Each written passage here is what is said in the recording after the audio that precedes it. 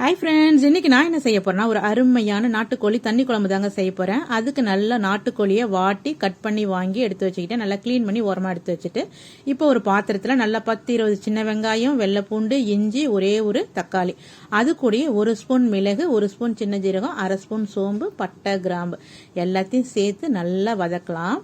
இது கூடயே நல்ல தேங்காய், திருவண்ண தேங்காய் ஒரு 3 ஸ்பூன் திருவண்ண தேங்காயும் நல்லா வாசனை வர அளவுக்கு வதக்கி எடுத்துட்டு அரைச்சி ஓரமா எடுத்துக்கலாம். இப்போ குழம்ப கூட்டிடலாம். இப்போ நாட்டுக்கோழி கூட நம்ம அரைச்ச மசாலாவையும் அப்படியே ஊற்றி நல்லா மிக்சி கழுவுன தண்ணியை ஊற்றி நல்லா காரத்துக்கு ஏற்ற மாதிரி நல்லா 3 ஸ்பூன் குழம்பு மிளகாத்தூள், 1 ஸ்பூன் தனி மிளகாத்தூள், உப்பு, மஞ்சத்தூள் உங்க காரத்துக்கு ஏற்ற மாதிரி நல்லா சேர்த்து, கொஞ்சம் காரமாக இருந்தால் தான் நல்லா இருக்கும். எல்லாத்தையும் சேர்த்து நல்லா கலக்கி, ஆக்சுவலாக பார்த்தா அது கையால தான் கூட்டுவாங்க, சரி நம்ம கரண்டியால் நல்லா கிண்டி ஓரமா எடுத்து வச்சாச்சு.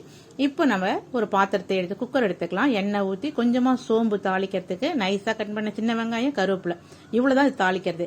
இப்போ நம்ம கூட்டி வச்ச குழம்ப அப்படியே குக்கரில் ஊற்றி கொஞ்சம் தண்ணியை நல்லா ஊற்றணும். இது தண்ணி குழம்பு இல்லையா, நல்லா தண்ணி வேணுங்கிற தண்ணி இப்பயே ஊற்றிக்கணும். ஊற்றி நல்லா உப்பு காரெல்லாம் செக் பண்ணி பார்த்துட்டு மூடி வச்சு ஒரு 5 விசில் விட்டு இறக்குனா ஒரு அருமையான நாட்டுக்கோழி தண்ணி குழம்பு பக்காவாக ரெடி ஆயிடுங்க.